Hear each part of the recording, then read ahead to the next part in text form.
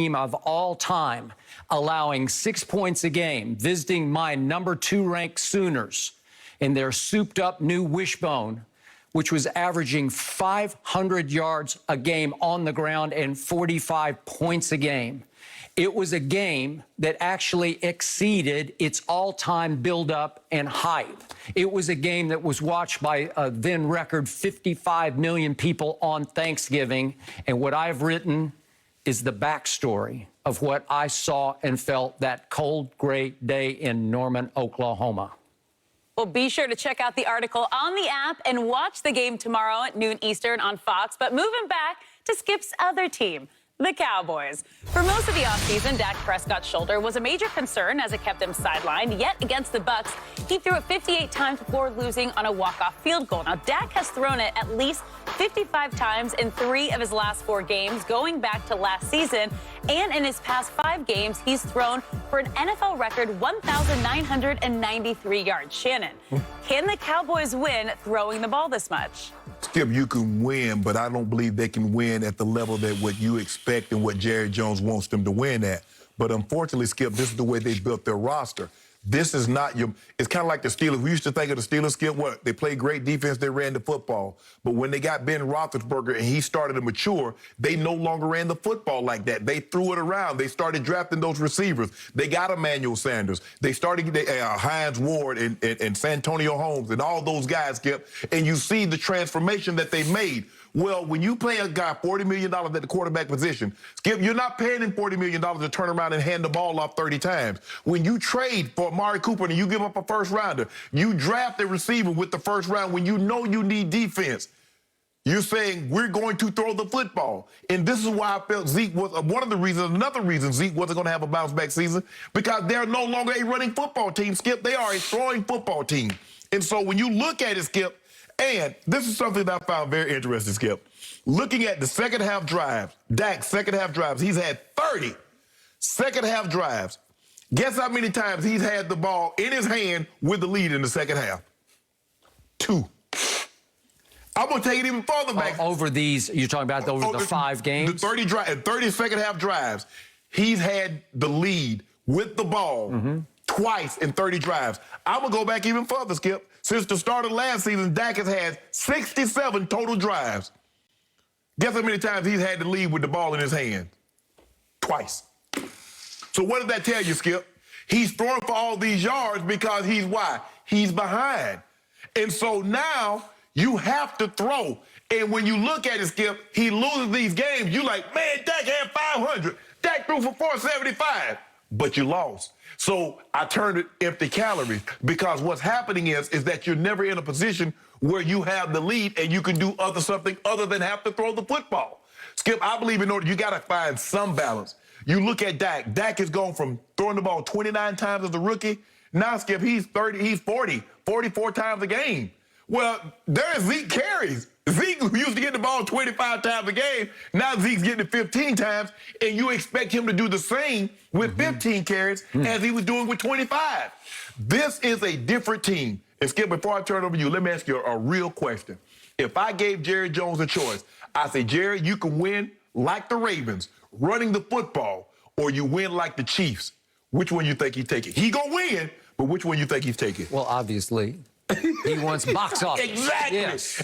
So what does he want, Skip? But are you saying both options are win-win? Both options are win-win. You can go win the Super Bowl? You can go win the Super Bowl. Well, obviously, he wants the whipped cream. Exactly. Yeah. That's why he loved Romo so much, Skip, because he's box office. Jerry is like, come one, come all, the greatest show. It's the greatest show on turf, not the greatest running game, the greatest running game ever. Hurry, hurry, step right up here on the midway. He is the ultimate carnival barker. He is the ringmaster. He wants to sell the Dallas Cowboys. Right. Not literally, though, because he already made that abundantly clear yesterday. As in market the Dallas Cowboys. He said, hey, everybody has a price. Jerry Jones said the Cowboys aren't for sale. Okay. I do not disagree with anything you just said, but I want to drive home to our viewers the staggering numbers that Dak Prescott has put up over his last 5 games. It's unheard of. It's historic. Yeah. And they were really lucky to win one of those games. Thank you. Really lucky. It took a football miracle. Yes. It took a minor life miracle for them to pull off the watermelon onside kick that they recovered against the worst pass defense in the history of the game. Yes. The Atlanta Falcons last year, to pull off a 40-39 victory at home over said Falcons. Down 29-10, down 39-20. Poof. You're kidding. Okay, that's the only dub of the 5 games. Right. So I get it. I'm going to defend my man Dak just on this count. There are very few quarterbacks who, if you just put him in that position and gave him that many attempts, could throw for that many yards. So I'm giving, he will fight you to the death. And he gets deadly accurate when you can call them empty calories, but they're coming from behind. At least they almost make it a game. Well, why are you in that position, Okay, Skip? because you had the ball early. You always tell me, did they get the ball early? Yeah, Exactly. and you didn't do anything with Right. it. Okay, so obviously Dak said this week, we got to start faster. They started pretty fast at GOAT on Thursday night. So I saw a new Cowboy spirit, a new direction, a new feel, except when I looked at the final numbers and I said 58 pass attempts to only 18 runs. Thank you. 58 to 18. Thank you. I will never forget having Drew Brees on our show in our inaugural season here on Undisputed at Houston at the Super Bowl. And he said, look, the year we broke through and finally won a Super Bowl, what was that, 2009? Yeah, 2009. He said, we bounced it up. We were actually, by the end of the regular season, Yep. we were 50-50 run pass. Okay, well, maybe you don't have to go to 50-50 in Right. this day and age when Right. everybody's throwing a little Right. more, except the Ravens. Right. But the point is, you at least need to be 55-45. Or 60-40, Skip. You can't be 80-20. You can't be 90-10. Okay. And yet, what did Kellen Moore divulge? Because I think he was trying to defend himself as the play Right. caller. Like he didn't call any runs. I called him. He said, I called 28 runs, and Dak checked out or audibled out of 12 of Right. them. Well, I'm here to tell you, I want to be on record with this. That is a scary stat because Dak and Zeke are besties. Right. At least for now. Right. But trust me, at some point, behind the scenes or maybe in public, Ezekiel Elliott is going to express some dissatisfaction with that because his best friend is saying, no, I'm going to throw it, right? You know why he's going to express dissatisfaction? Because the fans and the Dallas media is beating him up because they're saying what's wrong? Yeah. Yes. Yeah. Okay. See, they're not looking, Skip, they're not looking at it like, hey, I had me some runs lined up. Yep. But Dak audible to what he thought was a better play. And the one opportunity that he got, Skip, they said, well, the old Zeke would have done this. And so it's Cowboy fans and the media that if this, and I don't believe it will, Skip, but I'm just saying, just for the sake of argument, because you broached the subject, that would be the reasons why. Because he knows Dak is going to have his best interest, but at the time, the best interest for us is to throw the football against said front. Okay. So they ran 76 plays at GOAT. Right. I said it to open the show. I'm going to pound my fist on the table and say it again. You have to balance it up at Chargers.